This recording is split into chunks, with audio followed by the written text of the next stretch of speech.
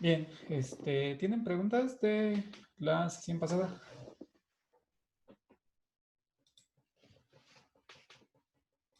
Yo, profe, eh, la, la resistencia está relacionada con la adicción.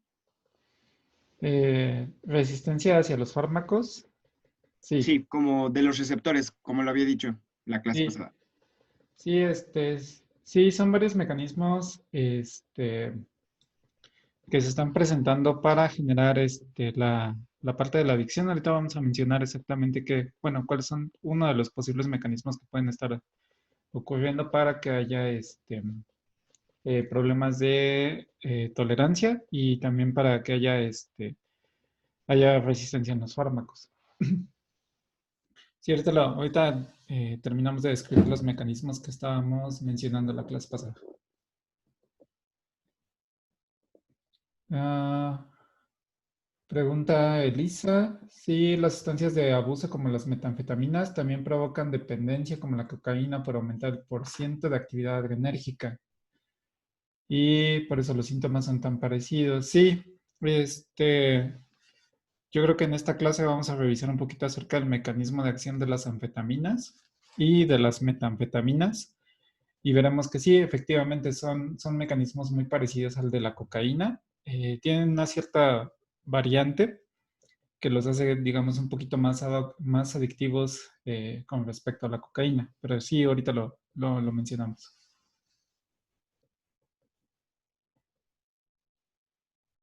Ok, ¿alguien más?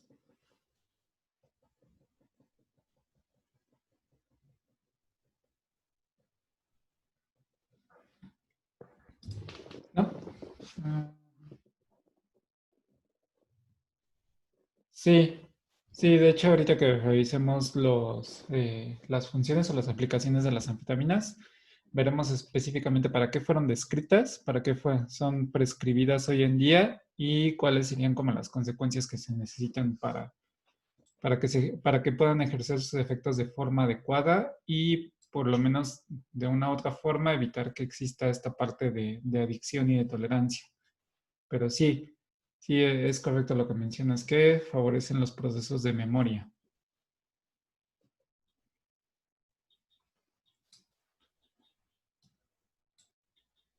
Ok. Ah, bien, de los mecanismos que habíamos mencionado sobre la parte de resistencia hacia los fármacos o todos los efectos que se generan sobre el sistema nervioso central, ah,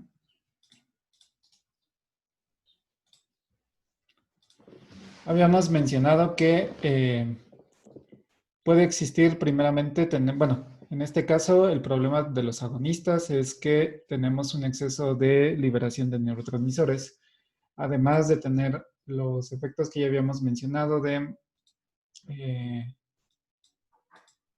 que tenemos la liberación endógena de los neurotransmisores, tenemos el agonismo directo, por lo cual puede generar desensibilización sobre los receptores. Esto tiene efectos sobre el sistema nervioso central, principalmente porque generamos una desestabilización sobre la cantidad de receptores y la cantidad de efectos adrenérgicos o de efectos del sistema que estamos estimulando de forma exacerbada. A esto se le puede llamar puede ser, bueno, dentro de los mecanismos de toxicidad que existen en el cerebro está la sobreexcitabilidad que puede estar inducida a través de liberación o excesos de concentración de neurotransmisores, que eventualmente la mayoría de estos segundos mensajeros que se liberan van a generar un incremento en la concentración de calcio. Y ese incremento excesivo de concentración de calcio es lo que genera los efectos de necrosis o de apoptosis a nivel neuronal. Y es lo que empieza a hacer una disminución de la cantidad de neuronas que tenemos en el organismo. Entonces, bueno, ese es uno de los principales problemas que tenemos. Sí, sí, Fernando. Tenemos, para acentuar, tenemos nuevamente nuestros receptores. Y tenemos a los neurotransmisores.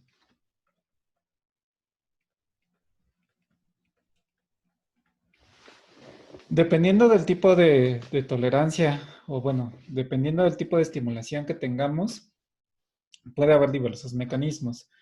Como estaba representado en la diapositiva anterior, tenemos que podemos hacer una estimulación a través de un fármaco que directamente va a estimular al receptor y favorecer la liberación de segundos mensajeros. Asimismo, el organismo sigue liberando los neurotransmisores endógenos. En este caso, si estamos hablando de sistema adrenérgico, lo que tenemos es una sobreproducción de norepinefrina. Entonces, pueden existir los dos mecanismos. Por un lado, que tengamos una mayor activación de los receptores.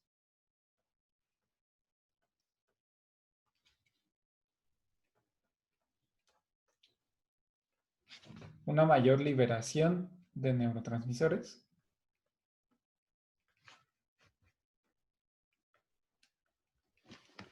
Y todo esto lo que va a llevar es, eventualmente estas dos cascadas van a tener como consecuencia un incremento en la liberación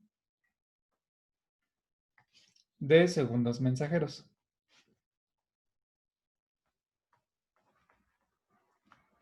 Si la mayoría de estos generan excitación o la mayoría de la toxicidad se observa principalmente en efectos excitatorios.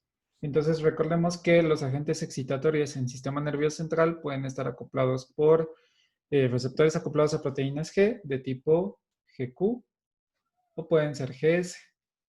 Y recordemos que tanto la liberación de la activación de los receptores GQ va a incrementar una producción de diacilglicerol y inositol trifosfato. Y esta a su vez, continuando con su vía de señalización, vemos que al final de cuentas tenemos un incremento en la concentración de calcio intracelular. Este incremento de la concentración de calcio intracelular es lo que va a presentar los efectos neurotóxicos sobre el cerebro. De igual forma, si tenemos una activación por los receptores de tipo GS, podemos observar que estos van a favorecer la liberación de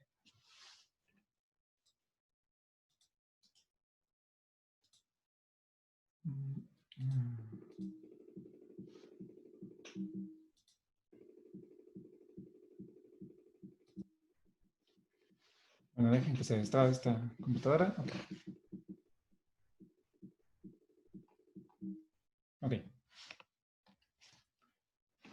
Lo que vamos a observar es que con el incremento de la activación de las proteínas GS, vamos a tener un incremento sobre los niveles de AMP cíclico. Y eventualmente esto lo que va a favorecer es una liberación también de calcio. Entonces ambas vías excitadoras, tanto GQ como GS, desencadenan en un incremento de la concentración de calcio intracelular. Este calcio intracelular es extremadamente tóxico y lo que va a presentar es favorecer procesos de apoptosis y a nivel neuronal. Recordemos que la apoptosis significa una muerte celular controlada. Entonces, el tener este incremento de calcio, lo que va a favorecer es que las células empiecen a morir y por lo tanto las neuronas van a empezar a disminuir en su cantidad. Y esto va a tener problemas a nivel de, digamos, a nivel de todos los sistemas. Y de ahí es de donde tenemos, ahí es de donde se desencadenan todas las patologías que están relacionadas con problemas del sistema nervioso central, como puede ser Alzheimer, Parkinson, o inclusive el deterioro cognitivo que tienen las personas que tienen sobredosis de algún agente excitatorio, se puede catalogar por este tipo de vía de mecanismos. Pues básicamente lo que nos interesa siempre, bueno, en el caso del sistema nervioso central, lo que le interesa al organismo es controlar específicamente cuáles son los mecanismos que van a prevenir esta sobreliberación de calcio. Pero eso ya lo veremos un poquito más cuando lleguemos al sistema nervioso central. No sé si más o menos me expliqué en esa parte. Ok. Dejen cerrar esta diapositiva porque parece que ya están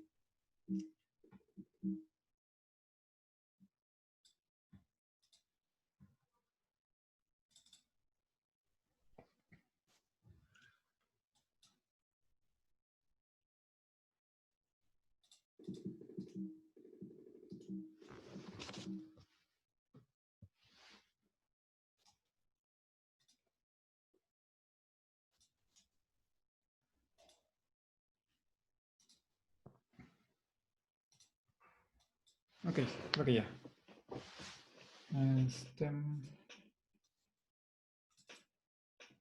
Ok, ya, perdón.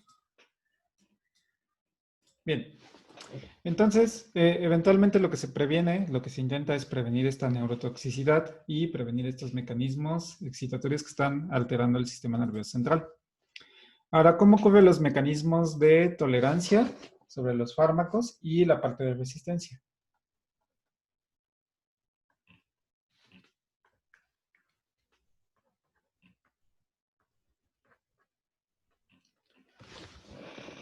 Esto se va a desencadenar principalmente.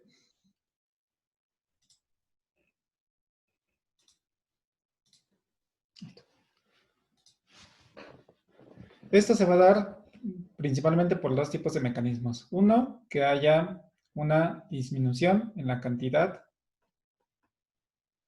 de receptores.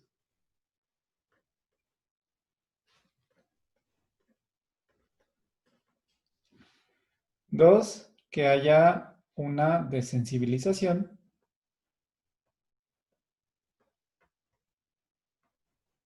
de los receptores. Y la tercera es que haya un incremento en la cantidad de receptores. Estos tres mecanismos lo que van a favorecer es tener alteraciones sobre los niveles basales de liberación de todos los neurotransmisores que tenemos en el organismo. Como les mencionaba aquí, el organismo está normalmente acostumbrado a un cierto porcentaje de excitación total. Si nosotros damos algún fármaco que favorezca esta excitación, vamos a empezar a alterar los niveles basales con los cuales se está regulando normalmente el organismo. Entonces, ¿qué va a hacer para compensar esta sobreexcitación? El cerebro lo que va a hacer es tomar una de estas tres posibilidades para poder regular la actividad a nivel del sistema nervioso central. Entonces, ¿qué ocurre? Por ejemplo, en el primer caso, si tenemos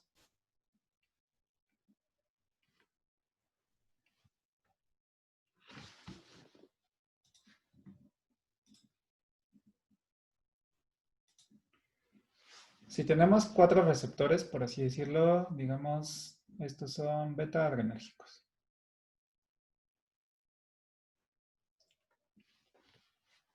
Si en condiciones normales tenemos estos cuatro receptores beta adrenérgicos y esto nos dan la cantidad de excitación necesaria para tener un organismo sano, si empezamos a sobreestimular, generando una mayor cantidad de neurotransmisores y además de esto de fármacos que puedan activar a estos receptores, eventualmente lo que hace el cerebro es empezar a cancelar algunos de estos receptores. ¿Qué mecanismos ocupa? Principalmente mecanismos de internalización.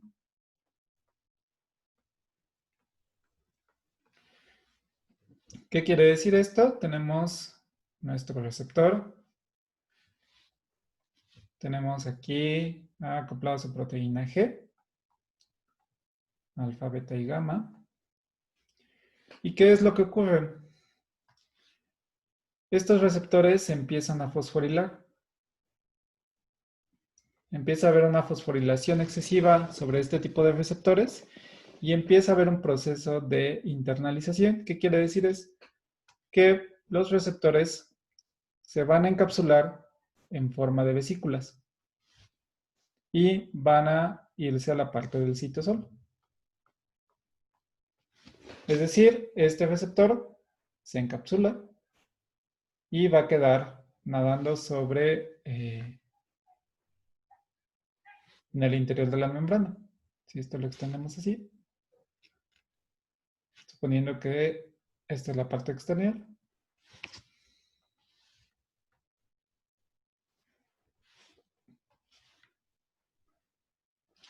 Generamos este proceso de internalización. ¿Quién es el encargado de regular estos procesos? Es una proteína denominada beta-arrestina. Beta-arrestina se encarga de secuestrar a estos receptores, los internaliza y los mantiene encapsulados en estas vesículas. ¿Para qué lo hace? ¿Para qué se utiliza este tipo de vesículas? Para optimizar los recursos. Si degradáramos o destruyéramos al receptor, lo que necesitaría hacer la célula es nuevamente mandar una señal hacia el núcleo. De ahí que haya todo el proceso de decodificación del DNA, el proceso de traducción, transcripción y finalmente el procesamiento de las proteínas a través de todos los mecanismos que ya han revisado, de la activación por vía de los ribosomas y finalmente la maduración en el retículo endoplásmico. Entonces, toda esa cadena de eventos toma demasiado tiempo y toma mucha energía. Por lo tanto, dicen, si ya tenemos una estructura funcional, lo que podemos hacer simplemente es guardarla en una vesícula, tenerla encapsulada y simplemente cuando queramos nuevamente internalizarlo, expresarlo en la superficie, quitamos estos fosforilos y nuevamente el receptor puede ser nuevamente expresado en la superficie. Entonces, quien regula todo el proceso de fosforilación y desfosforilación es un complejo que está coordinado por la proteína beta-arrestina. Entonces, lo que va a pasar aquí es que aunque tengamos, por ejemplo, una gran cantidad de neurotransmisores o una gran cantidad de fármacos, lo que va a hacer el cerebro es que simplemente estos receptores, los tres que quedan funcionando, ya están saturados. Entonces, por más que se siga estimulando, no vamos a incrementar la actividad total de excitación por tanto los fármacos como los neurotransmisores, porque ya llegamos a la carga máxima. Entonces, sin importar cuánta cantidad se esté liberando, cuánta cantidad se esté acumulando, simplemente esos compuestos químicos no van a poder interactuar con los receptores. Y entonces es una forma de estar regulando la actividad normal. ¿Qué problema ocurre con este mecanismo? Que, por ejemplo, supongamos que la persona deja de consumir los fármacos, ya no los necesita.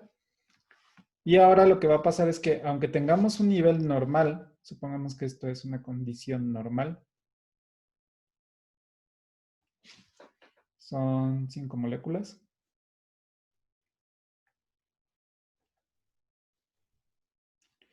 Supongamos que estas 5 moléculas dan una vida sana para una persona. Sin importar que tengamos estas 5 moléculas producidas por el organismo, lo que va a pasar es que ahora tenemos un déficit de esta cantidad de receptores que tenemos en la superficie. Entonces, sin importar la cantidad de receptores que se están liberando, no vamos a tener la misma liberación del estímulo. Entonces, técnicamente, lo que va a pasar es que el efecto ya no va a estar en unas condiciones normales, va a estar deprimido y va a estar en una condición menor a la que normalmente está acostumbrada. Este tipo de efectos, cuando tenemos una menor cantidad de receptores sobre el sistema nervioso central, se ve mucho en pacientes que presentan depresión clínica. Entonces ya nuevamente cuando lleguemos a la unidad 3 veremos un poco más a detalle de esta parte de la depresión. Pero es uno de los principales mecanismos. Hay una disminución de la cantidad de receptores, entonces sin importar que la persona tenga los niveles de dopamina y serotonina de forma adecuada, no van a tener una estimulación normal. ¿Ok? Entonces, ese es el primer mecanismo, que es una disminución de la cantidad de receptores totales. El segundo mecanismo es la parte de desensibilización. Sí, Lisbeth, esta parte es cuando todos estos mecanismos pueden estar relacionados con el síndrome de abstinencia, que es cuando, que en términos coloquiales, es cuando una persona suspende o deja tanto una droga como un fármaco.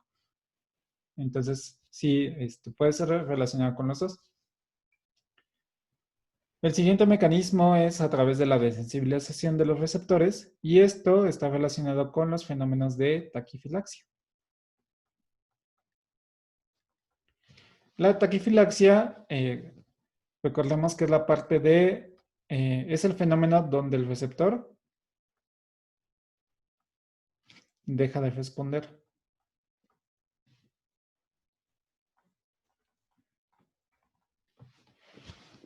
Entonces, si el receptor ya no funciona, o bueno, deja de responder, lo que va a pasar es que, sin importar que, por ejemplo, en este segundo caso, vamos a tener las condiciones normales, tenemos los 4 receptores,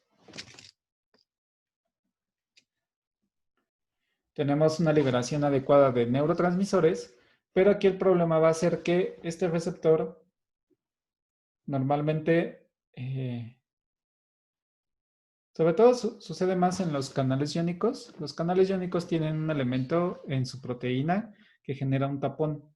Entonces, digamos, esta accesorio de la proteína del canal iónico lo que hace es bloquear el poro del canal, evitando que se estén reactivando. En el caso de los receptores de tipo 7 de dominios transmembranales, lo que ocurre es un cambio conformacional.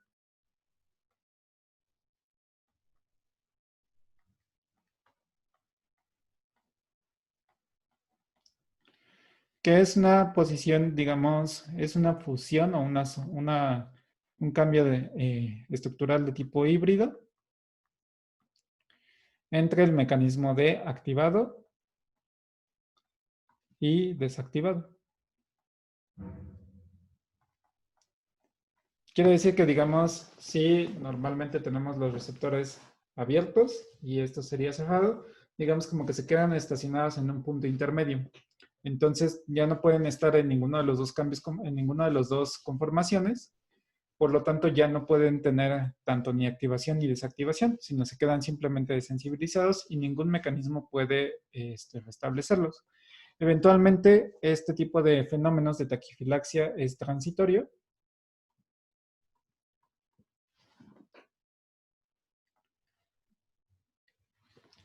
Y normalmente cuando disminuye la concentración del agonista, que también puede ser, recordemos, el neurotransmisor, entonces ya regresa a su estado normal.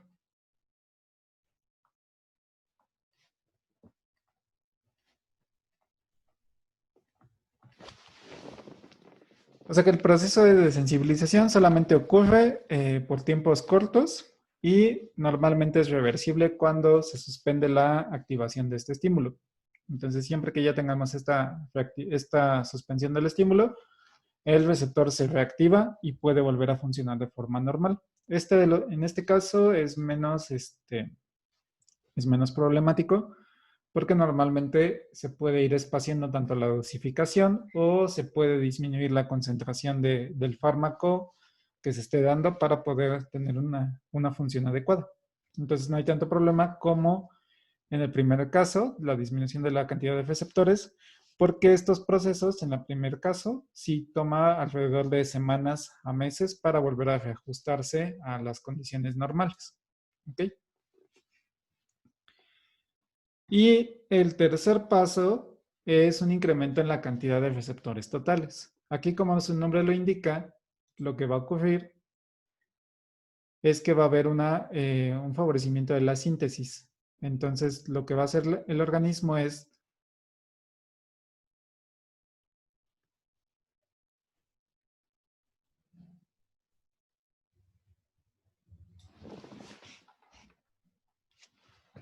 que ahora, si estas son las condiciones normales, va a empezar a agregar una mayor cantidad de receptores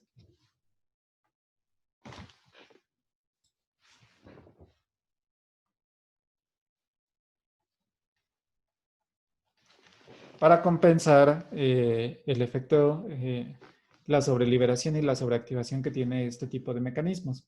Esto normalmente cuando hay una mayor cantidad de receptores, ocurre principalmente cuando tenemos una estimulación con algunos fármacos de tipo agonista, eh, agonista hacia los diferentes receptores.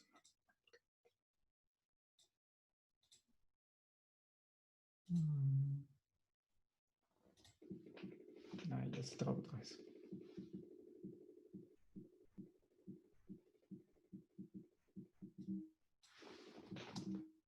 Okay. Okay. Sí, creo que tiene un falso mi tablet. Bueno, no hay problema. Sí. Volviendo a la parte del incremento de la cantidad de receptores, ocurre sobre todo cuando tenemos una estimulación con algún fármaco extra, que lo que hace es que cada uno de estos neurotransmisores va a activar a un receptor y este excedente que estamos dando por algún fármaco va a hacer que necesite, o bueno, el organismo requiera de una mayor dosificación para poder generar el efecto esperado. ¿Cuál va a ser el problema aquí en esta situación? Que si nosotros suspendemos el uso de los fármacos, tenemos aquí un excedente de receptores que no están siendo ocupados, o que a pesar de que tengamos la liberación de los neurotransmisores, siempre vamos a tener un vacío. Entonces, esta alteración que tenemos sobre las condiciones va a generar el síndrome de abstinencia, que es cuando la persona se siente decaída porque ya aquí estamos alterando la cantidad de neurotransmisores necesarios para poder generar un efecto óptimo. Aquí, por ejemplo, lo que les decía es, si de forma normal la persona trabaja con un 60% de activación total, aquí, al estar trabajando durante una condición de fármacos,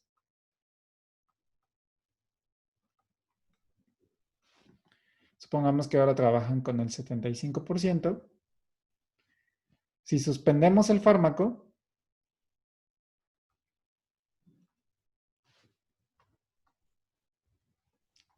este 15% que estaba donando el fármaco va a tener un déficit. Entonces, lo que va a ocurrir es que el sistema ya está trabajando nuevamente con el 60%, pero tiene un déficit del 15%. Entonces, este déficit que no está siendo estimulado va a generar dos condiciones. La primera es que va a favorecer la síntesis de más neurotransmisores para poder llegar a los estándares que teníamos antes, que era el 75%. Pero el problema es que en muchas ocasiones la cantidad de enzimas necesarias para la producción de estos neurotransmisores no son suficientes. Por lo tanto, vamos a seguir teniendo un déficit. Entonces, en esta situación donde estamos trabajando con este menos 15%, es donde vienen toda la parte de síndrome de abstinencia, que es la parte de ansiedad, la parte de agresividad, la parte de cambios de humor, la parte de modificaciones del estado de ánimo.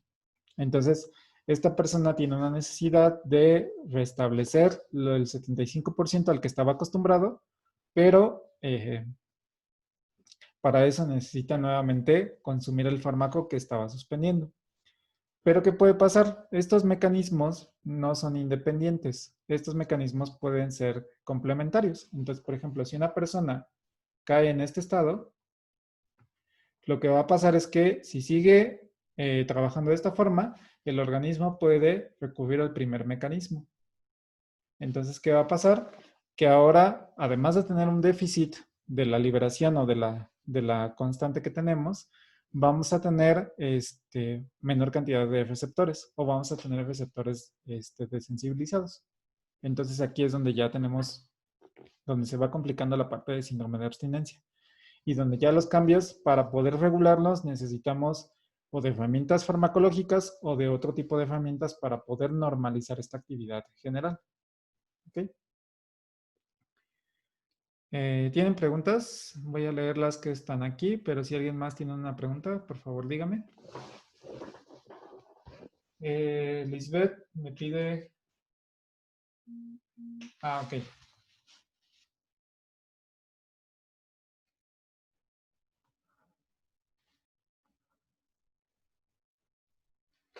En el caso de los Es canales que iónicos, menciona, ah, eso sí, eso.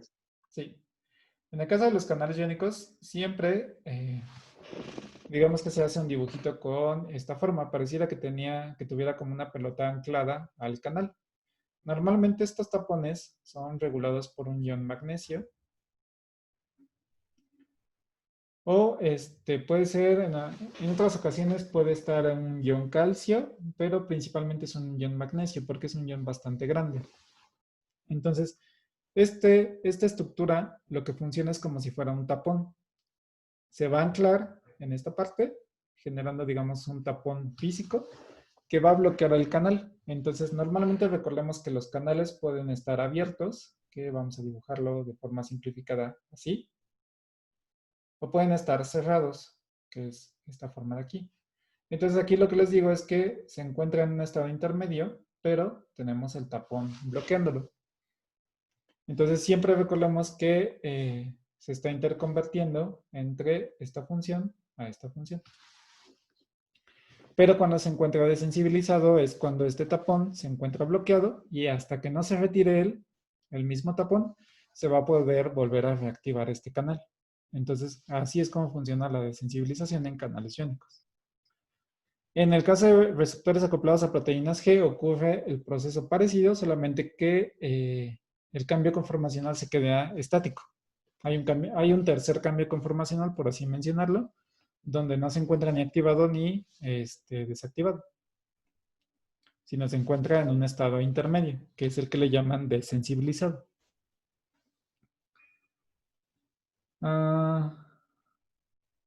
Fernanda pregunta, ¿a qué se debe la sobreexpresión de receptores? ¿Solo una mayor dosis del agonista o neurotransmisor? Sí, efectivamente. Puede ser que haya una alteración genética que favorezca la liberación o la síntesis de más receptores, o puede estar dado por una condición, como les decía, puede ser una condición de comportamiento, una condición química, que es la parte de sobreliberación, o sobre todo de rutinas que se están generando.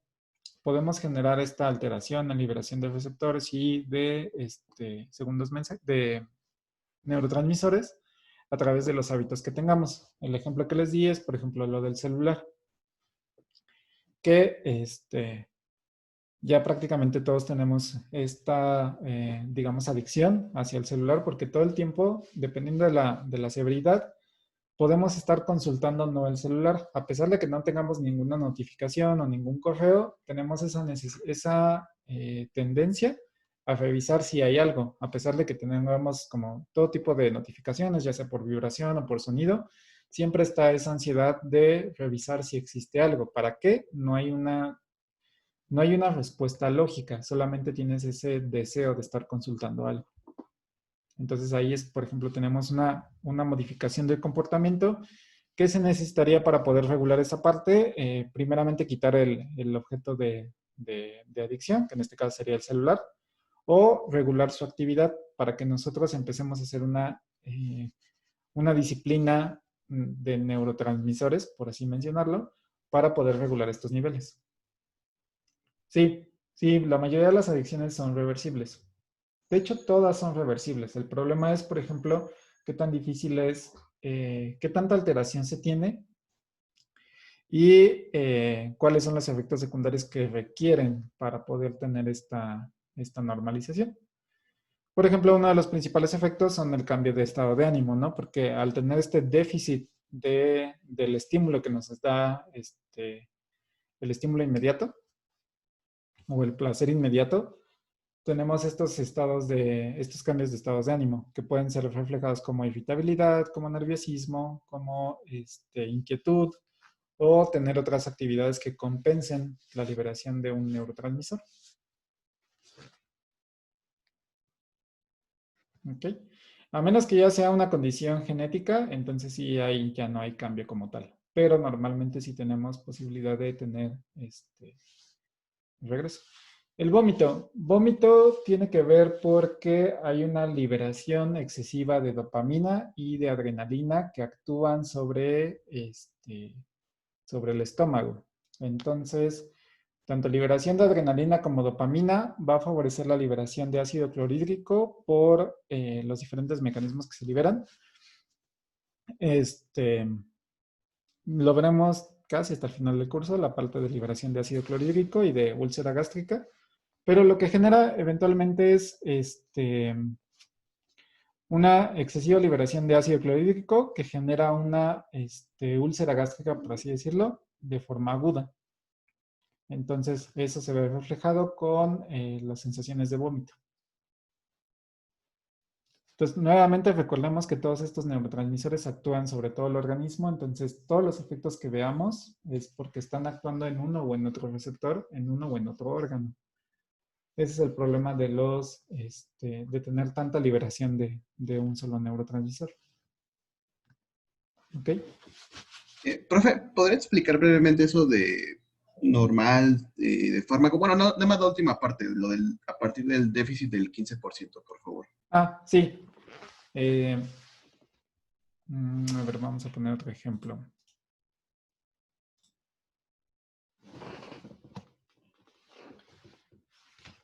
Supongamos que, nuevamente, tenemos 3 neurotransmisores, ¿no? Y vamos a ponerle uno como tal. Tú liberas una molécula de noradrenalina y con eso ya estás, digamos, feliz, ¿no? Tú tienes una relación 1 a 1. Tienes un neurotransmisor y tienes tu receptor. Entonces las interacciones son 1 a 1. Con esto, supongamos que esto te da una actividad total.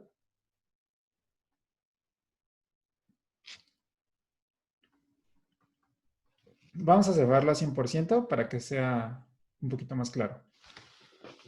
Supongamos que con el 100% de ocupación de los receptores tú te encuentras bien. Tú estás en un estado de ánimo óptimo y todas tus funciones funcionan de forma adecuada. Si tú agregas un cuarto elemento, ya ahora tu actividad total no es del 100%, porque ahora tienes un déficit de una molécula. Entonces ya tu actividad total se reduce al 75%. Porque tienes 4 receptores, pero solamente tienes 3 moléculas que puedan llenar esos espacios.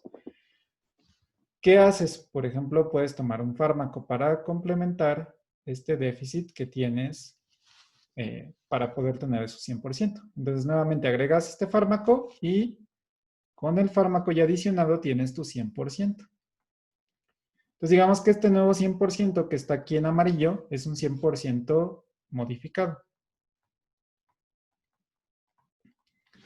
No es el que normalmente estás acostumbrado o con el balance que tú naciste, sino tú alteraste este efecto al 100%.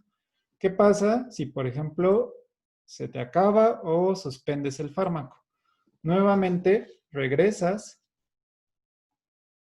a tu 75%. Pero tú ya acostumbraste a tu organismo a trabajar con los 4 receptores trabajando al 100%. Entonces ahora tú tienes un déficit del 15%. Tienes a alguien que no está haciendo nada. Tienes un receptor que no está trabajando, pero tú lo tienes ahí. Entonces tu organismo dice, si está ahí debe de funcionar, no puede estar solamente haciendo nada. Entonces, ¿qué pasa? Que el organismo busca la forma de restablecer este balance que tenías con los 4 receptores. ¿Qué mecanismos puede hacer? Primeramente dice, bueno, puedo intentar internalizarlo para volver a tener mi 100% de actividad total. Eso puede ser un mecanismo. El otro mecanismo es que dice, bueno, voy a poner a trabajar más a mis enzimas de síntesis y voy a liberar una molécula más no sé, del neurotransmisor para restablecer estos balances. Pero ¿qué está pasando ahí? Tú estás haciendo estás alterando la compensación que tiene el organismo. Tú sabes que, por ejemplo, para que haya esta liberación de neurotransmisores, tienes que tener tus enzimas de liberación, de degradación y de transporte. Entonces empiezas a desequilibrar todo el sistema como tal para tener esta molécula extra. Entonces, ahí ya tenemos este déficit y entonces es cuando vienen todos los procesos de abstinencia. Porque si en algún momento el organismo no puede cumplir esta demanda, siempre vas a tener este espacio vacío. Siempre vas a tener ahora, con esta modificación, este 15% de más. Entonces, dependiendo de cuánto sea este déficit que tengas, va a ser los efectos que puedas observar en el organismo. No sé si si me expliqué un poco mejor o quedó igual. Sí, profe, muchas gracias. El síndrome de abstinencia que menciona y todos los efectos solamente es si se desea liberar más neurotransmisor, ¿no? En Ajá. caso de que se internalice, pues no pasa nada. Sí, o sea, si se internaliza, puede ser un mecanismo de compensación. Pero también está el otro mecanismo que también puede generar abstinencia, es que se internalicen demasiado. Entonces, por ejemplo, si yo internalizo, otro déficit que puede ocurrir es que yo internalizo estos dos. ¿Y ahora qué va a pasar? Ahora tengo más neurotransmisores y tengo menos receptores. Entonces, por más neurotransmisor que tenga, los efectos que va a generarse no van a ser los mismos a que si tuviera los 3 o 4 receptores como tal. Ah, sí, 25%. Sí, gracias.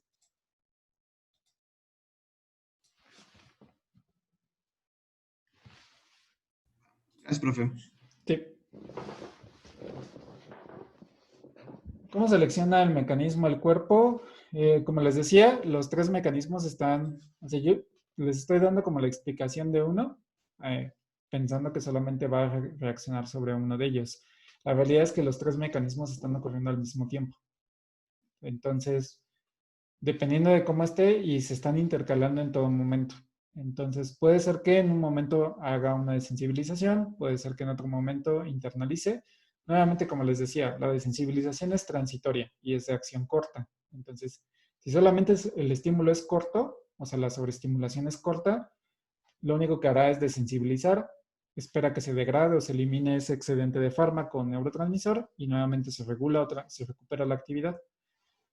Puede ser que los internalice y tal vez en 2-3 semanas se regresen otra vez. O puede ser que sintetice demasiados y si se logra, por ejemplo, compensar la actividad, favorezca la degradación o inclusive la internalización y nuevamente busque un equilibrio. Siempre el organismo va a tener mecanismos, va a tener un plan A, B y C para poder mantenerla a niveles funcionales.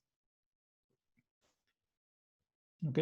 Entonces, siempre están funcionando todos al mismo tiempo. ¿Ok?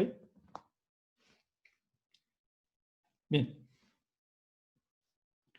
Y entonces, estos 3 mecanismos, nada más para cerrar este punto, aquí nada más estábamos hablando de un sistema adrenérgico, pero ocurren para todos los neurotransmisores. Es decir, podemos tener un déficit colinérgico, podemos tener un déficit de serotonina, de dopamina, de adrenalina o de histamina. Entonces, estos mecanismos siempre van a estar presentes si tenemos alguna activación o una sobreestimulación. Y entonces, todo esto es la parte de tolerancia y resistencia.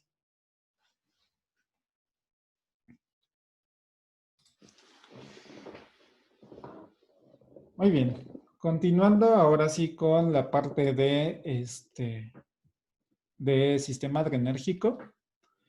Esta clasificación, recordemos que tenemos 2 grandes grupos de receptores, los receptores alfa y los receptores beta. Esta clasificación se dio principalmente por el médico Raymond Alquist, que hizo una clasificación de este tipo de receptores dependiendo a la afinidad y a la respuesta que tuvieran sobre ciertas catecolaminas. Y lo clasificó dependiendo de la afinidad que tuvieran estos 3 fármacos. Si tenía más afinidad, por ejemplo, noradrenalina tiene más afinidad sobre los receptores alfa-adrenérgicos. Después le sigue adrenalina y finalmente isoproterenol. Isoproterenol tiene menos afinidad sobre estos receptores. Y en el caso contrario, los receptores beta-adrenérgicos, el isoproterenol tiene mucho más afinidad sobre este tipo de receptores. Adrenalina sigue siendo intermedio y noradrenalina casi no tiene afinidad. Entonces, esa fue como la decisión por la cual se hizo esta clasificación de los 2 grandes grupos de receptores adrenérgicos. ¿Ok? Esto no quiere decir que, por ejemplo, si tengamos un receptor beta-adrenérgico y tengamos una molécula de noradrenalina, este no se vaya a unir. De hecho, sí, si tenemos estas condiciones, noradrenalina efectivamente puede estimular a los receptores beta-adrenérgicos. Pero aquí es donde entra el caso de, cuando les digo que, por ejemplo, dependiendo de sus gustos, es a quién van a elegir. Por ejemplo, si ustedes tienen a 2 chicos o 2 chicas que les interesan, pues van a buscar con el que tengan mayor afinidad. Pero si solamente hay uno, dicen, bueno, pues está bien, te acepto a ti, pero si tengo la opción de elegir, voy a elegir con quien tenga más afinidad. Entonces, lo mismo ocurre en esta situación. Si tenemos noradrenalina y también tenemos isoproterenol, los receptores van a tener mucho más afinidad por este fármaco y por lo tanto quien va a preferir la elección va a ser sobre esta molécula. ¿Ok?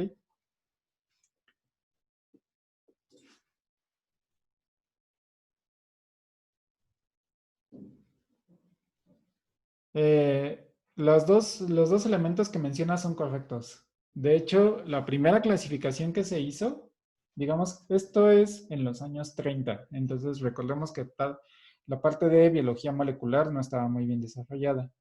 Entonces, ¿cómo podían hacer la clasificación? Simplemente por afinidad. Colocaba varias sustancias y veía quién me daba mejor efecto. Conforme fue avanzando la parte de biología molecular, la parte de cristalografía de rayos X y todos los procesos de bioquímica, se fueron identificando que efectivamente los receptores sí tienen diferencias estructurales. Y que ahorita creo que sí los vamos a mencionar, sí. Entonces, digamos que esta fue la primera acercamiento para la clasificación de alfa y beta. Ya después se fue dando una clasificación un poco más específica de acuerdo a la estructura de los receptores.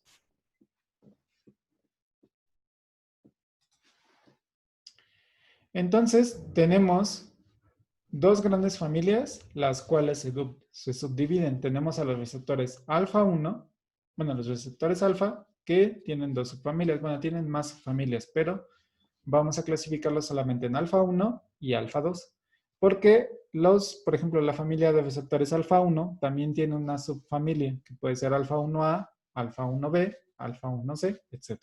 De igual forma, los alfa 2 tienen alfa 2A, alfa 2B, etc.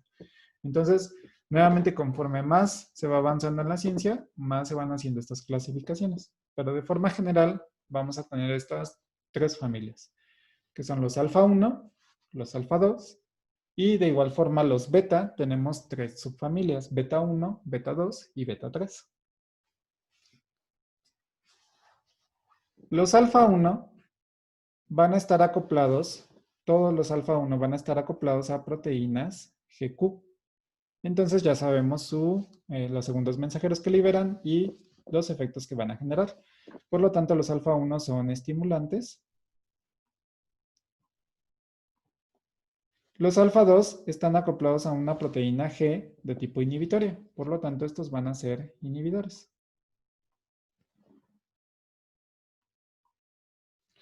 Y los beta, tanto 1, 2 y 3, van a estar acoplados a proteínas Gs. Entonces, estos también van a ser estimulantes.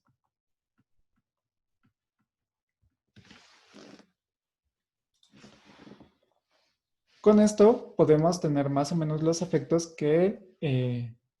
con eso podemos explicar mejor los efectos que se observan. Por ejemplo, los alfa 1 tienen efectos principalmente contráctiles en los diferentes esfínteres.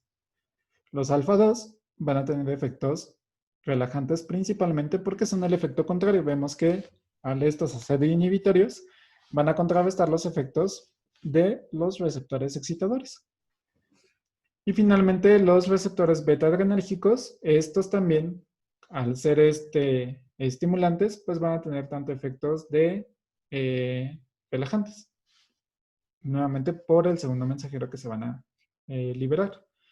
¿Qué va a pasar? ¿Dónde vamos a encontrar a los receptores beta? Principalmente los vamos a tener por efectos de mecanismo de contracción. Los alfa 1 están acoplados a proteínas GQ. ¿Ok? Entonces aquí podemos ver algunos efectos de forma general que se tienen en los diferentes sistemas. Vemos que, por ejemplo, los beta 1 son solamente de corazón. Los alfa los vamos a encontrar principalmente en músculo liso, alfa 1, alfa 2. En hígado, por ejemplo, los mecanismos excitatorios van a ser por tanto alfa 1 como por beta 2. En páncreas van a estar principalmente los alfa 2 y también vamos a tener, por ejemplo, en las terminaciones adrenérgicas tenemos, y en algunas colinérgicas tenemos los receptores alfa 2 como agentes inhibitorios y los beta 2 como agentes estimulantes. ¿Cuáles son los segundos mensajeros? Pues obviamente como ya hemos revisado bastante bien este tipo de proteína G, son los mismos segundos mensajeros que se liberan. Inositol trifosfato, diacilglicerol y calcio. Los GI son inhibitorios de la concentración de AMP cíclico, inhibición de la concentración de calcio y estimulación de la liberación de potasio. Y los beta adrenérgicos, al ser GS, vamos a tener un incremento de AMP cíclico. ¿Ok? Entonces, como les decía, si ustedes ya conocen muy bien estos mecanismos, ya es mucho más fácil intuir cuáles van a ser los efectos que tengamos. ¿Qué se ha visto sobre el sistema cardiovascular, que son prácticamente donde tenemos más inervación? Tenemos que, por ejemplo, en el caso de norepinefrina, que son más efectivos sobre los receptores alfa-2, tenemos una disminución de la frecuencia de pulso, pero un incremento en la presión arterial. Esto sobre todo es a través del incremento en la resistencia periférica de los vasos. Recordemos que si disminuimos el volumen, lo que va a pasar es que la sangre va a necesitar mucho más fuerza para poder atravesar este ducto. Por lo tanto, al aumentar la resistencia periférica, la fuerza que se está generando por los vasos, se ve en un efecto de un incremento de la presión arterial total. ¿Qué pasa con el caso contrario? Si aumentamos el volumen, lo que va a pasar es que la resistencia que genera esto va a ser mucho menor. Y es lo que se observa que, por ejemplo, en el caso de epinefrina e isoproterenol, como se disminuye la resistencia periférica, se observa un efecto que disminuye la presión arterial total. Entonces, básicamente es uno de los ejemplos que más se ha utilizado para el corazón. ¿Qué es lo que vemos? Que, por ejemplo, epinefrina tiene un efecto sobre la frecuencia cardíaca, sobre el volumen sistólico y sobre el gasto cardíaco, los efectos adrenérgicos estándares.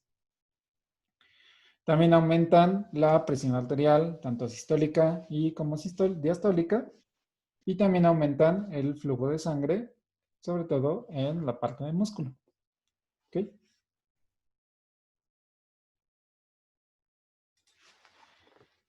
Ahora bien, como les mencionaba, estas sí son las modificaciones. Ya con los datos generales podemos ver que efectivamente sí tenemos diferencias estructurales en los diferentes receptores. Los receptores alfa-1, por ejemplo, tienen una cadena intracelular mucho más larga que los receptores 2-alfa y los receptores beta. Asimismo, tienen más sitios que son susceptibles a fosforilación con respecto, por ejemplo, a los receptores 2-alfa. Y en el caso, por ejemplo, de los beta, vemos que la cadena de amino inicial es mucho más larga que en el caso de los alfa-1 y los 2-alfa. Entonces ya son las modificaciones estructurales que hacen la clasificación y diferenciación de estos receptores. Pero esto ya, digamos que este proceso ya fue mucho más avanzado. Ya fue en los últimos años conforme fue avanzando los procesos, la parte de información de biología molecular.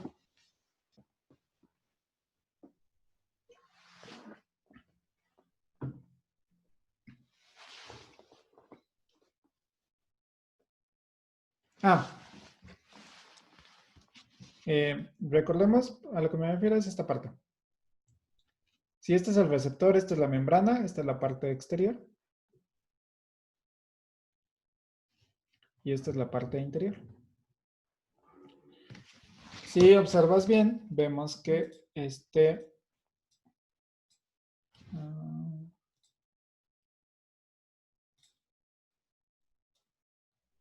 se cortó. Ok, bueno, no importa. Aquí debía de haber...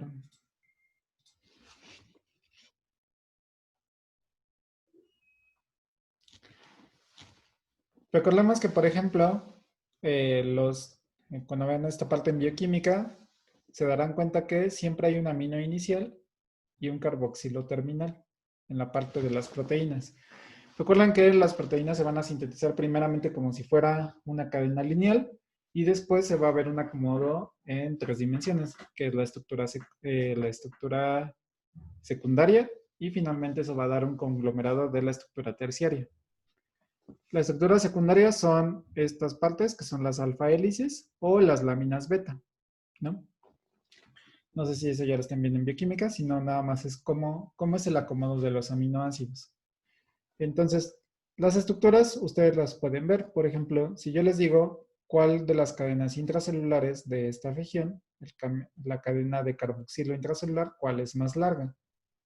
Vemos que quien es un poquito más larga es los receptores alfa 1.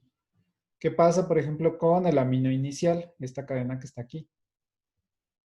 Vemos que es mucho más larga la de los receptores beta 1 que tanto de alfa 1 como alfa 2A. Este epsilon que está aquí significa los sitios de modificaciones post-traduccionales, es decir, sitios de fosforilación,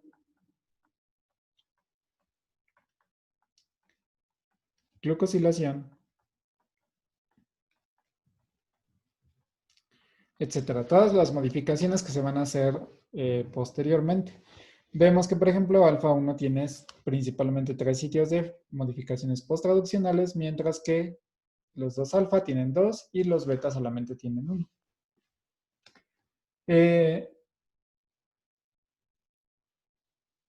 Sí, como pregunta Roberto, sí puedes tener un amino terminal intracelular y un carboxilo extracelular, pero en el caso, por ejemplo, de los receptores adrenérgicos siempre van a tener esta disposición. Hay otras proteínas donde inician al revés, entonces sí podemos tener el caso contrario que tú mencionas. Pero en el caso de los receptores adrenérgicos, siempre tienen esta posición de el amino se va a estar afuera y el carboxilo va a estar siempre en la parte intracelular, en la parte de adentro.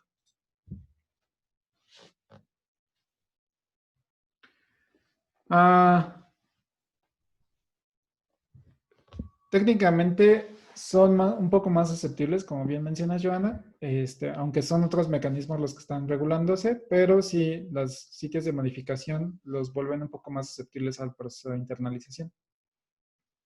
Pero no solamente, estos sitios de modificaciones no solamente funcionan para internalización, sino para otro tipo de procesos, tanto de migración como de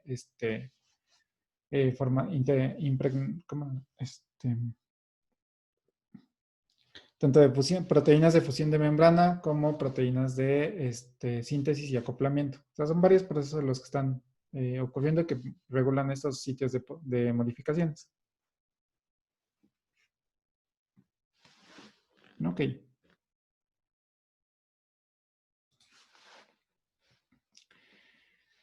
Entonces ya, dentro de algunas características que tenemos, es que los receptores alfa 1 son de tipo posináptico. Recordemos que van a ser los posinápticos, son aquellos que están después del sitio de acción, la síntesis. Entonces los alfa 1 al ser posinápticos se van a encontrar en la membrana vecina, la que va a ser estimulante. Favorecen un proceso de contracción muscular, disminuyen la motilidad del tubo digestivo, favorecen el proceso de glucogenólisis, liberan el potasio en glándulas salivales para, nuevamente para prevenir la liberación de estas secreciones. Y la traducción es a través de segundos mensajeros, inositol trifosfato y diacilglicerol.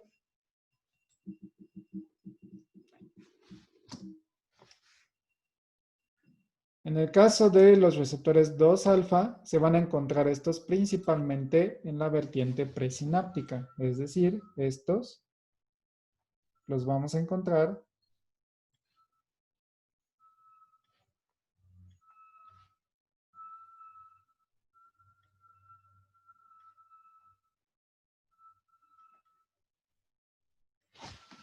en la neurona presináptica. ¿Qué quiere decir esto? Estos, al ser inhibitorios, lo que van a favorecer es el proceso de autorregulación.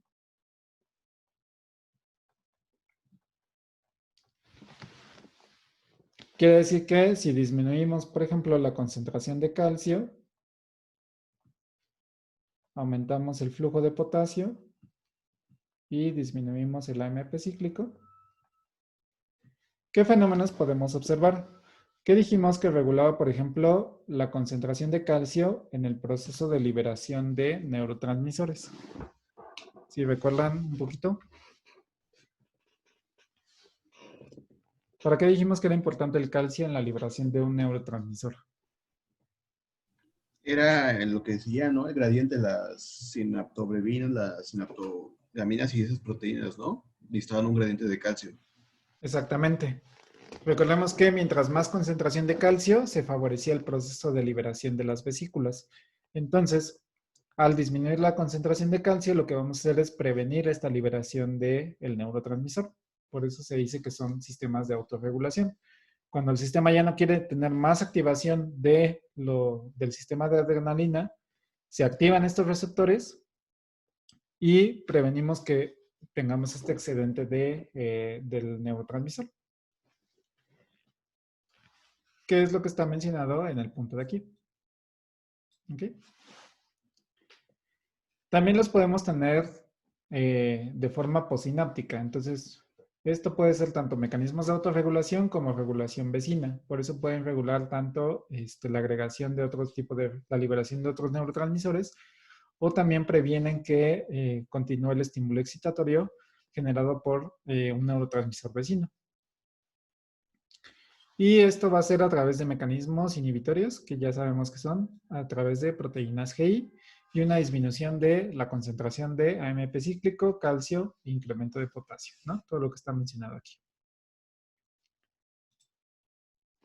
Los receptores beta 1 los vamos a encontrar principalmente posinápticos, se van a encontrar sobre todo en corazón, también van a estar en plaquetas y en algunos tramos donde no estén regulados por esfínteres, sobre todo en la parte del tubo gastrointestinal.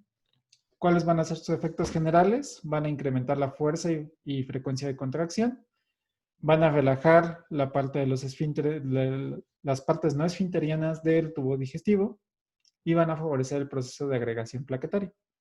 También pueden favorecer la liberación de noradrenalina y la secreción de otras enzimas, por ejemplo, la amilasa, que degrada los carbohidratos en glándulas salivales. Todo esto es a través de mecanismos de favorecimiento de liberación de AMP cíclico. Los beta 2 los vamos a encontrar principalmente en vías aéreas, sobre todo en pulmones y bronquios. Van a favorecer procesos metabólicos como la glucogenólisis para la obtención de energía, la liberación de histamina sobre los mastocitos. Esto sobre todo se da en reacciones autoinmunes o en intoxicaciones por reacciones alérgicas. Y también van a favorecer procesos de contracciones del músculo esquelético. Y esto nuevamente es a través de mecanismos de tipo GS. Finalmente, los receptores beta 3 son los receptores que casi no se han descrito, son de reciente descubrimiento y no se saben específicamente cuáles son sus funciones. Se cree, bueno, de algunas evidencias se ha observado que es más sensible hasta 10 veces sobre la noradrenalina que adrenalina, relativamente resistente al bloqueo de propanolol. Propanolol es un antagonista no selectivo de los receptores beta-adrenérgicos, pero principalmente se ha descrito que regula los procesos de lipólisis, es decir, la degradación de ácidos grasos. Entonces tiene un impacto a nivel, digamos, de la industria, sobre todo generar agonistas sobre los receptores beta 3 para, digamos, la disminución de peso. También se ha creído que tienen modificaciones, es decir, un aumento en la concentración de estos receptores en personas que tienen riesgo tanto a diabetes tipo 2 y a obesidad. Entonces se cree que esta sobreactivación puede estar relacionada con mecanismos que favorecen la expresión de este tipo de enfermedades. Y por lo tanto, existen interés para tener agonistas que puedan ser benéficos para el tratamiento de estas enfermedades. Hasta la fecha, 2 de los fármacos que han estado en estudios clínicos de segunda fase, si no mal me acuerdo, son estos 2 fármacos. Podemos observar que aún no tienen un nombre definido, siguen el nombre de clave, y que su estructura química es bastante parecida. Son derivados organofosforados, derivados halogenados, que prácticamente son los únicos fármacos que se han descrito para esta patología. pero nuevamente no se sabe, no se tiene mucha información sobre este tipo de receptores.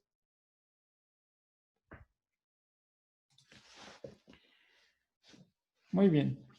Una pregunta. Entonces, ¿sí? ¿los receptores beta 3 son los únicos que son más afines a la noradrenalina? Ajá. Sí, de hecho eso es así como una característica que son como más afines a noradrenalina, pero nuevamente esto es en condiciones experimentales, no se sabe a ciencia cierta si realmente en el organismo se tiene más afinidad o no, pero son digamos como que las características generales que tienen estos receptores. Gracias. Sí.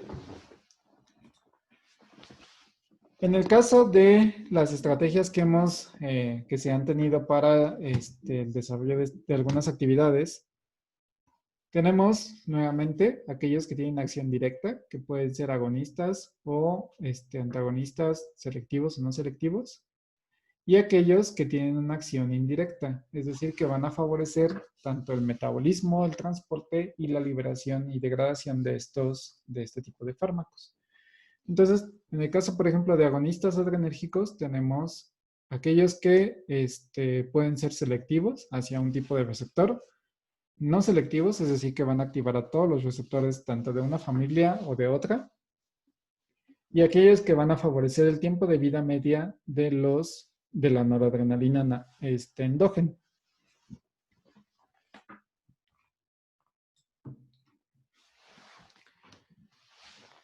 De forma general, ¿cuáles son algunos fármacos que tenemos? Podemos ver que, por ejemplo, la norepinefrina o noradrenalina es bastante afín hacia los receptores alfa 1 y alfa 2.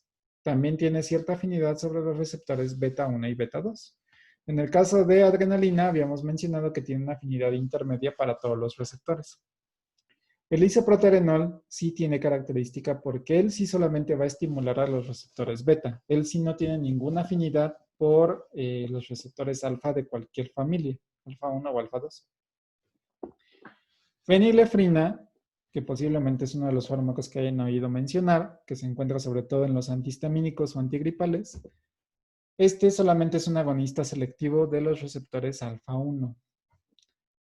Modificaciones que se le han hecho, por ejemplo, a la norepinefrina, como esta metilación, le da una mayor selectividad sobre los receptores alfa 1 y alfa 2.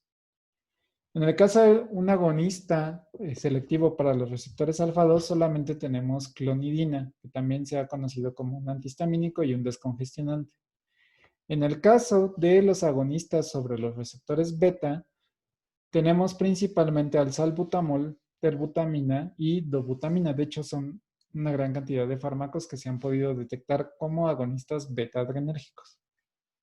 Pero, nuevamente, vemos que si bien el salbutamol tiene mucho más afinidad por los receptores beta 2, no podemos descartar que tenga, por ejemplo, efectos sobre los receptores beta 1. Entonces, el salbutamol se utiliza sobre todo, por ejemplo, para personas con asma, pero también uno de los efectos secundarios es que puede tener efectos a nivel de sistema cardiovascular. Y esto es por que pueden activar a receptores que se encuentran en corazón.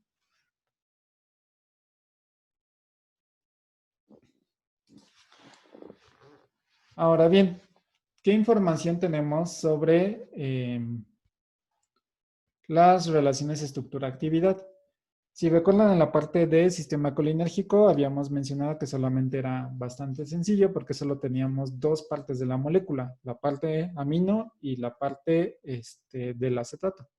Entonces eran las únicas modificaciones que podíamos hacer para generar la resistencia, por ejemplo, a las colinesterasas o que pudieran tener mayor afinidad sobre los receptores nicotínicos o muscarínicos.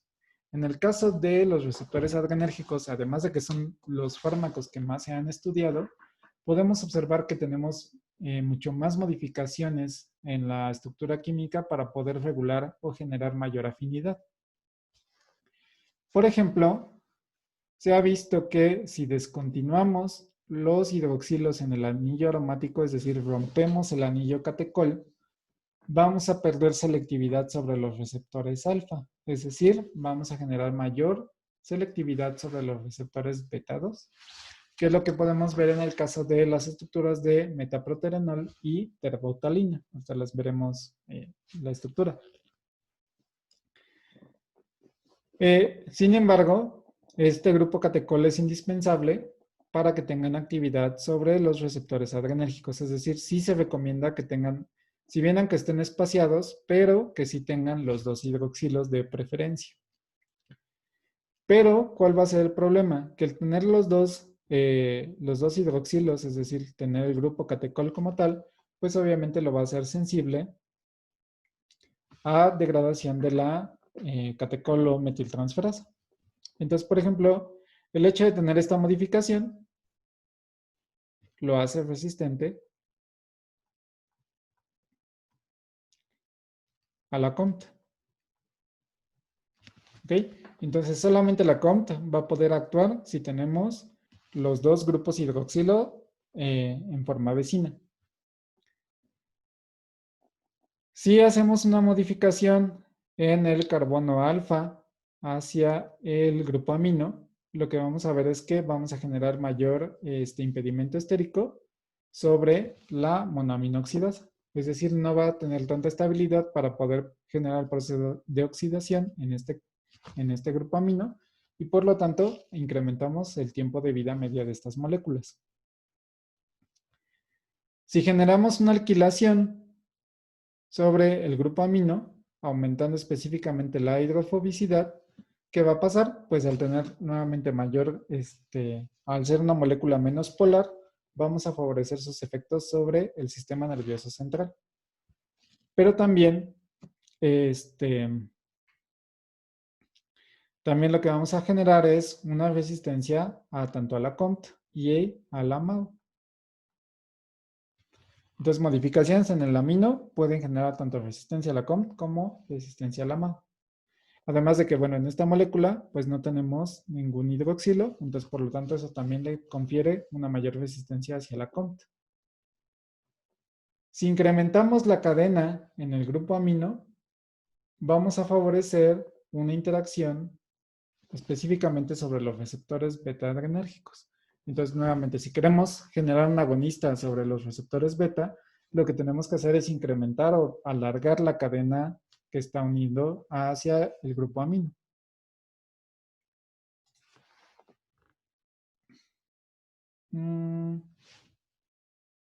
Ok, bueno, este es un resumen de lo que les acabo de decir. También, por ejemplo, si queremos tener el grupo catecol, pero queremos generar mayor resistencia sobre la COMT, lo que podemos hacer es una metilación o una extensión de la cadena de este grupo hidroxilo. Entonces, este incremento en el carbono va a generar resistencia a la COMT.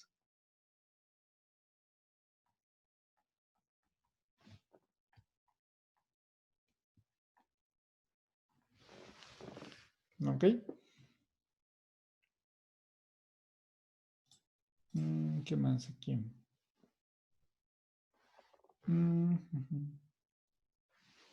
Bueno, ahí tocamos este tema.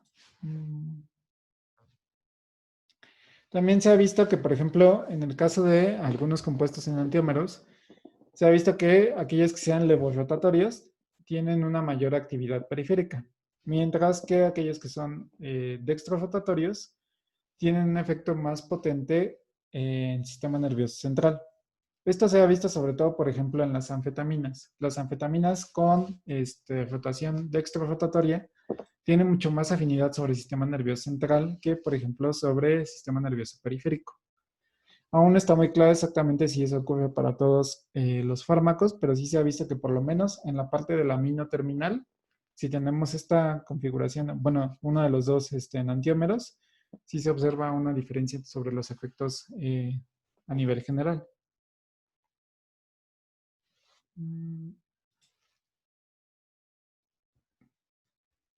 Ok. En el caso, por ejemplo, de algunos fármacos que puedan que puedan afectar la liberación de norepinefrina, tenemos a la alfa-metiltirosina, que va a inhibir directamente a la tirosina hidroxilasa. Si recuerdan en su esquema,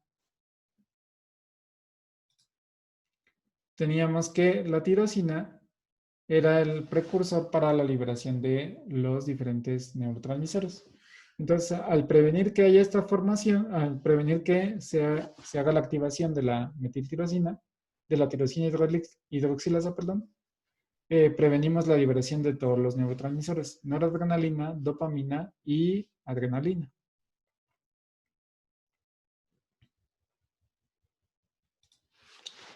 Esto se da, bueno, la alfa-metiltirosina solamente se da en personas que tengan feocromocitoma, que es prácticamente un cáncer de la médula adrenal. Las personas que tienen este tipo de cáncer lo que van a favorecer es la producción de noradrenalina. Recordemos que los cánceres siempre favorecen el incremento de tamaño del órgano y en ocasiones también de la función. Por lo tanto, incrementando la forma y la función, tendremos un excedente de producción de noradrenalina. Entonces, al tener un déficit, bueno, al regular la liberación por metiltirosina, podemos controlar que por lo menos este cáncer avance. Obviamente vamos a tener efectos secundarios como puede ser la presencia de depresión en las personas que toman este tratamiento. Pero bueno, aquí es donde se pone a elección si se prefiere favorecer el cáncer o prevenir el proceso de depresión del sistema de las personas.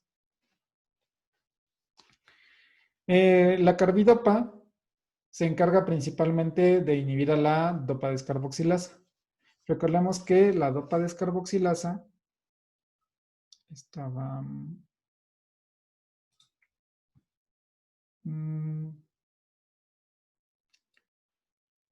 La dopa descarboxilasa es la principal encargada de la producción de dopamina. Entonces, en personas que tienen alteraciones sobre la producción de dopamina, se pueden utilizar la carbidopa para regular las concentraciones de dopamina y por lo menos evitar que esta dopamina esté ejerciendo sus efectos sobre el sistema nervioso central y empeorando las condiciones en personas con Parkinson. Entonces, nuevamente es para regular la liberación de este tipo de neurotransmisores.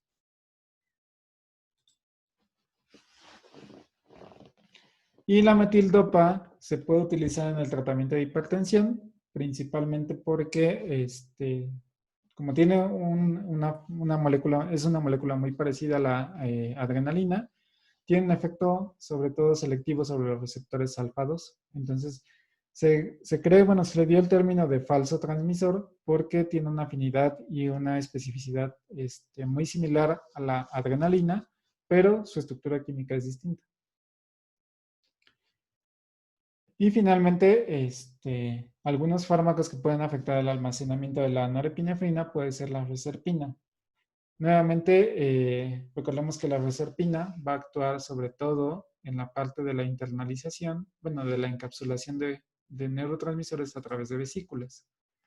Vemos que, recordemos este punto, que la noradrenalina es necesaria, bueno, se necesita tener nuestro transmisor vesicular para poder internalizarla y encapsularla.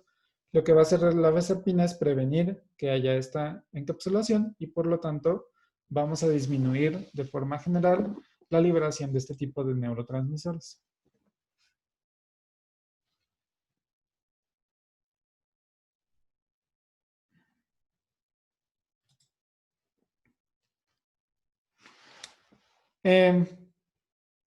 Se utiliza principalmente como un agente antihipertensivo y sobre todo para prevenir, por ejemplo, bueno, se utiliza como tratamiento para, por ejemplo, sobre intoxicación, sobre todo, por ejemplo, con cocaína o con metanfetaminas, para prevenir que estos efectos sigan continuando y sigamos teniendo un efecto excitatorio del sistema nervioso central.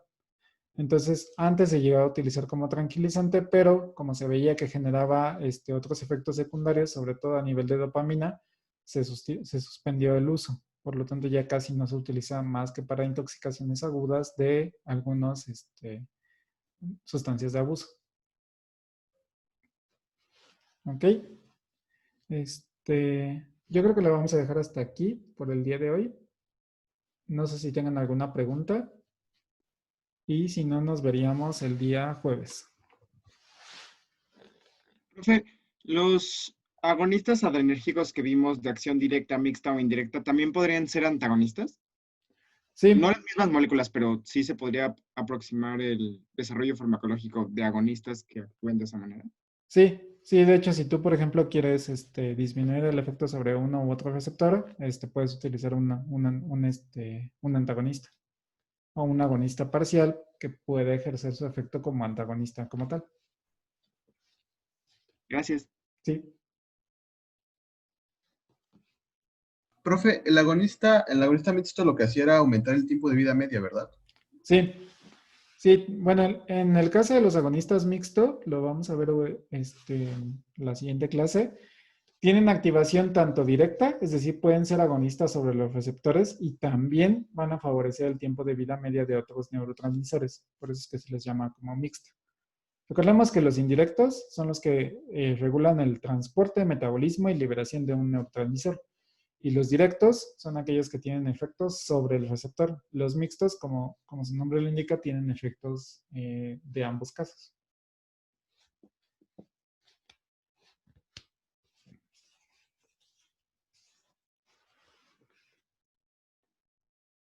¿Alguna otra pregunta?